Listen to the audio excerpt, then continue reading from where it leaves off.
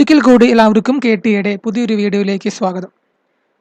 ഇന്നത്തെ ക്ലാസ്സിൽ നമ്മൾ ഡിസ്കസ് ചെയ്യാനായിട്ട് പോകുന്നത് വരാൻ പോകുന്ന 3 main PSU type exams HAL, HPCL, NTPC എന്നിവയ്ക്ക് വേണ്ടിയിട്ടുള്ള എക്സാം പ്രിപ്പറേഷനാണ്. ടെക്നിക്കൽ സിലബസിൻ്റെ പ്രിപ്പറേഷനാണ് നമ്മളിന്ന് സ്റ്റാർട്ട് ചെയ്യാനായിട്ട് പോകുന്നത്. അതിലത്തെ ആദ്യത്തെ പാർട്ടാണ്. ഓക്കെ, ആദ്യം നമ്മൾ നോക്കാനായിട്ട് പോകുന്നത് നമ്മൾ പറഞ്ഞു 4 സബ്ജക്ട്സാണ് നമ്മൾ മെയിനായിട്ട് ഫോക്കസ് ചെയ്യുക. ഒന്ന് ബേസിക് ഇലക്ട്രിക്കൽ അല്ലെങ്കിൽ network, 2 electrical machines, 3 power system, 4 power electronics. ഈ 4 വിഷയങ്ങളാണ് നമ്മൾ ആദ്യം കവർ ചെയ്യാനായിട്ട് ശ്രമിക്കാം. ഓക്കെ, നമുക്കറിയാം ഇതൊരു കോമ്പറ്റേറ്റീവ് ടൈപ്പ് ഓഫ് എക്സാമിനേഷൻ ആണ്. ഗേറ്റ് പോലത്തെ എക്സാമിനേഷൻ അല്ല ഈ PSU ലെവൽ എക്സാം. നമുക്കറിയാം നമുക്ക് അധികം സമയമൊന്നും ഇത് എഴുതാനായിട്ട് കിട്ടില്ല. അതുകൊണ്ട് തന്നെ പ്രോബ്ലമാറ്റിക് ചോദ്യങ്ങൾ ഒരുപക്ഷെ വളരെ കുറവായിരിക്കും. ഓക്കെ, ഒരു 100% സിലബസ് എടുക്കുകയാണെങ്കിൽ ഒരുപക്ഷെ ഒരു 30% അല്ലെങ്കിൽ 40% മാത്രമേ നിങ്ങൾക്ക് പ്രോബ്ലം കാണാനായിട്ട് പറ്റുള്ളൂ. കാരണം നിങ്ങൾക്ക് കിട്ടുന്ന സമയം എന്ന് പറഞ്ഞാൽ വളരെ ചുരുങ്ങിയ സമയമാണ് ഓരോ ക്വസ്റ്റ്യനും ചെയ്യാനായിട്ട് നിങ്ങൾക്ക് കിട്ടുക. ഓക്കെ, അപ്പോൾ നമ്മൾ ആദ്യം നോക്കാനായിട്ട് പോവുക ഈ 4 സബ്ജക്റ്റിൽ നിന്ന് വരുന്ന മെമ്മറി ബേസ്ഡ് ക്വസ്റ്റ്യൻസ് അല്ലെങ്കിൽ തിയറി ബേസ്ഡ് ക്വസ്റ്റ്യൻസ് ആണ് നമ്മൾ ആദ്യം ഡിസ്കസ് ചെയ്യാനായിട്ട് പോവുക. അതിൽ നിന്ന് സിമ്പിളായിട്ടുള്ള പ്രോബ്ലമാറ്റിക് ക്വസ്റ്റ്യൻസ് ഉണ്ടായിരിക്കും. ആദ്യം തിയറി ബേസ്ഡ് ക്വസ്റ്റ്യൻസ് ചെയ്തതിന് ശേഷം മാത്രമാണ് നമ്മൾ പ്രോബ്ലം ലെവലുള്ള ക്വസ്റ്റ്യൻസ് നമ്മൾ നോക്കാം. ഓക്കെ, അപ്പോൾ നമുക്ക് സമയം കളയാതെ ആദ്യത്തെ ക്വസ്റ്റ്യനിലേക്ക് പോവാം. ആദ്യത്തെ question, the internal resistance of ideal current sources. Okay, ഒരു ഐഡിയൽ കറന്റ് സോഴ്സിന്റെ ഇന്റേണൽ റെസിസ്റ്റൻസ് ആണ് ചോദിച്ചിരിക്കുന്നത്. ഓക്കെ, അപ്പോൾ ആദ്യം തന്നെ അറിയണം എന്താണ് ഐഡിയൽ കറന്റ് സോഴ്സ് എന്താണെന്ന് അറിയണം. ഓക്കെ, ഐഡിയൽ കറന്റ് സോഴ്സ് അറിയണമെങ്കിൽ എന്താണ് പ്രാക്ടിക്കൽ കറന്റ് സോഴ്സ് എന്ന് അറിയണം.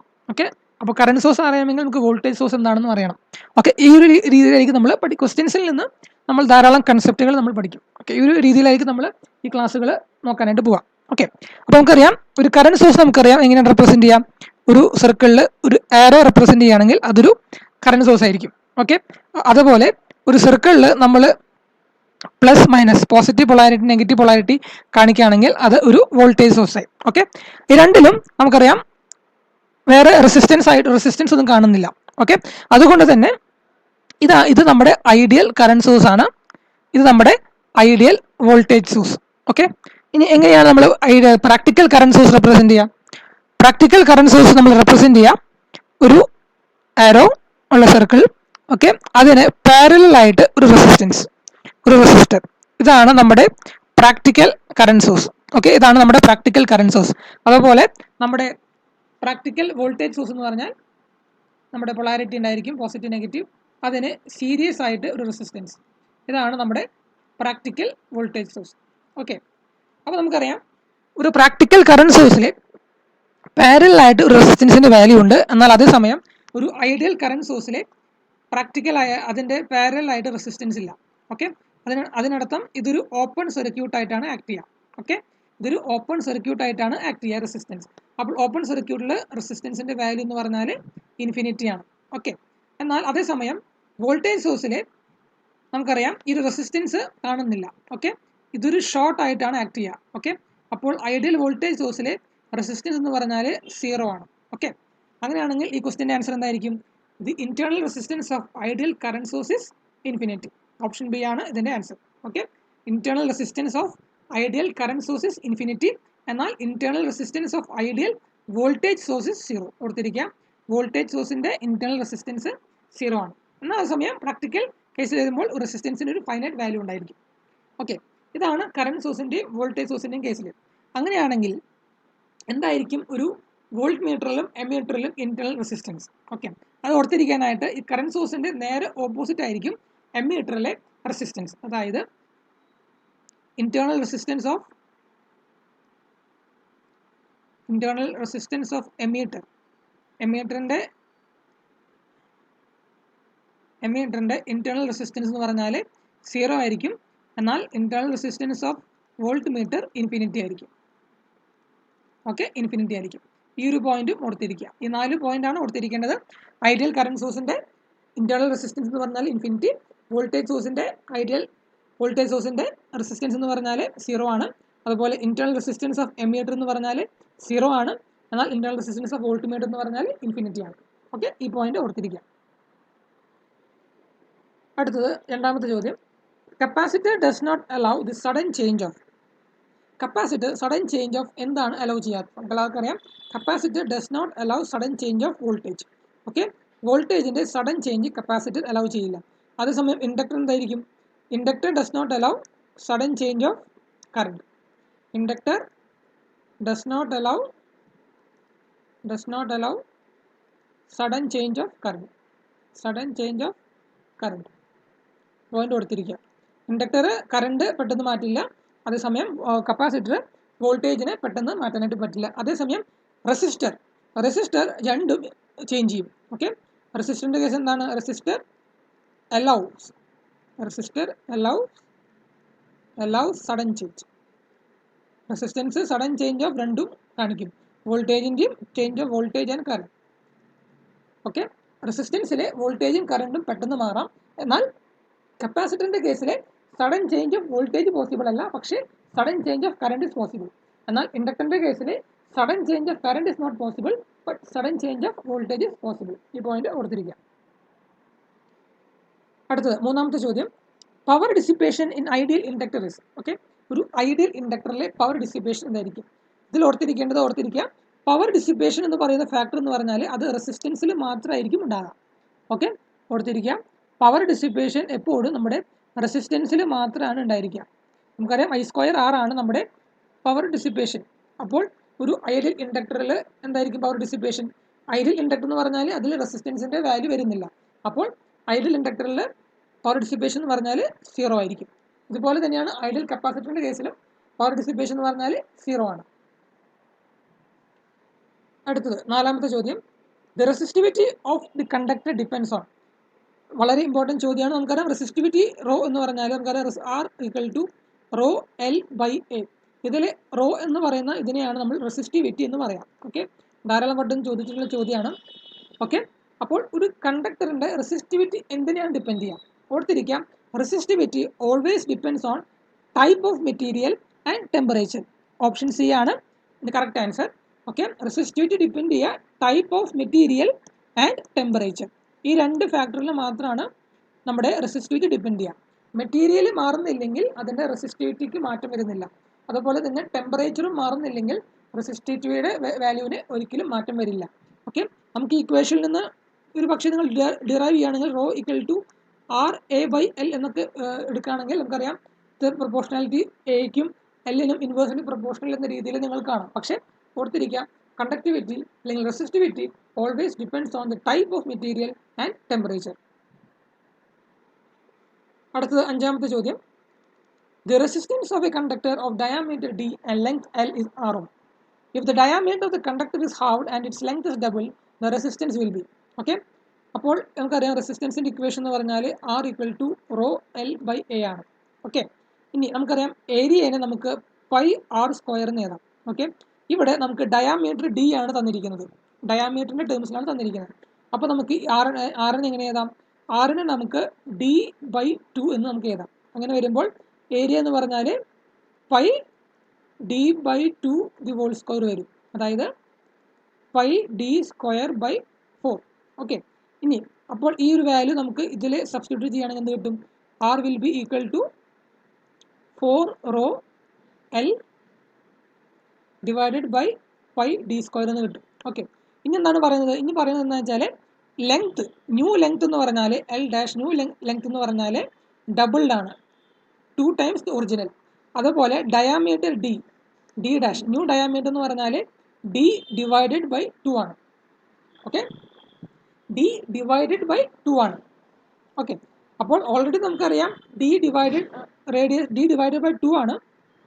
അപ്പോൾ നമ്മൾ റേഡിയസ് എന്തായിരിക്കും? R' will be D/4. അങ്ങനെയാണെങ്കിൽ ഏരിയ എന്തായിരിക്കും? ഏരിയ വിൽ ബി πd²/16 ആയിരിക്കും ഏരിയ. ഓക്കെ, അപ്പോൾ നമ്മുടെ ന്യൂ റെസിസ്റ്റൻസ് R' എന്തായിരിക്കും? ρ L 2 ടൈംസ് ആയി 2 × L ഡിവൈഡഡ് ബൈ πd²/16, അതായത് 32 ρ L divided by πd². അങ്ങനെ വരികയാണെങ്കിൽ it will be equal to 8 × 4r ρ L divided by πd². ഇതിനെ നമുക്ക് എങ്ങനെ എഴുതാം? ഇതിനെ നമുക്ക് ഈ R ആയിട്ട് നമുക്ക് റെപ്രസെൻറ്റ് ചെയ്യാം.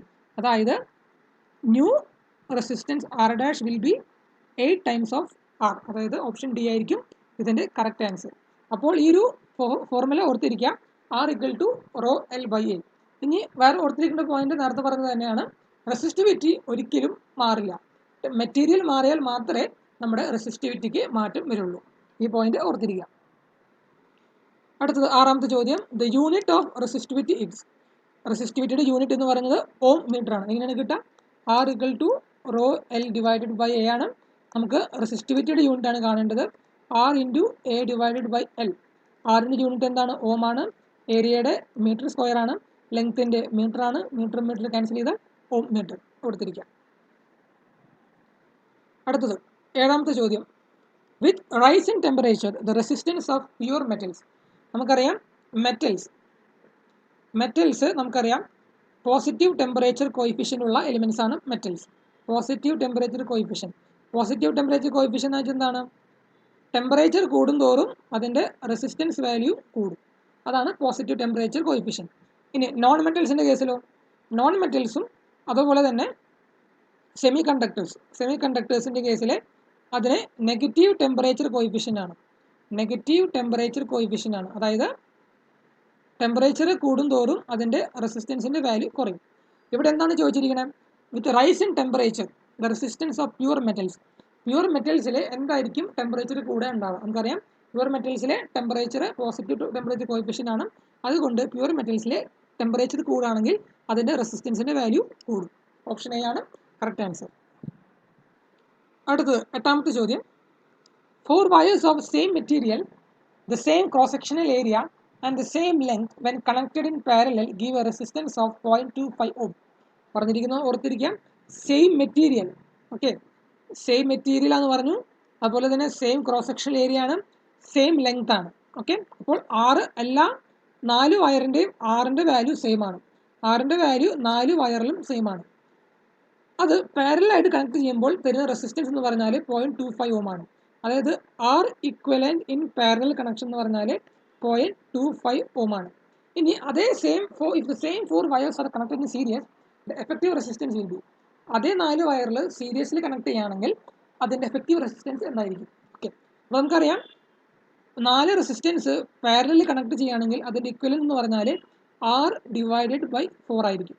ഓക്കെ, ആർ ഡിവൈഡഡ് ബൈ 4ൻ്റെ വാല്യൂ നമുക്ക് തന്നിട്ടുണ്ട് 0.25 ഓം ആണെന്ന്.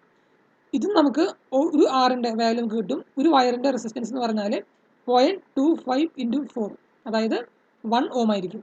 ഓക്കെ, ഇനി 4 വയറിൽ സീരീസ് ആയിട്ട് കണക്ട് ചെയ്യാണ്. 4 വയറിൽ സീരീസ് ആയിട്ട് കണക്ട് ചെയ്യുകയാണെങ്കിൽ നമുക്കറിയാം 4 സീരീസ് ആയിട്ട് കണക്ട് ചെയ്യുകയാണെങ്കിൽ അതിൻ്റെ വാല്യൂ ആഡപ്പ് ചെയ്യും. അപ്പോൾ അതിൻ്റെ ആർ ഇക്വലൻറ്റ് എന്ന് പറഞ്ഞാൽ 4 ഓം ആയിരിക്കും. ആൻസർ ഡി ആണ് കറക്റ്റ്. ഓക്കെ, അപ്പോൾ പാരലൽ കണക്ഷനിൽ എങ്ങനെയായിരിക്കും? ആർ ഇക്വലൻറ്റ് എന്ന് പറഞ്ഞാൽ 1/r equivalent equal to 1/r1 plus 1/r2 plus 1/r3 etcetera. ഇതാണ് നമ്മുടെ പാരലൽ കണക്ഷനിൽ.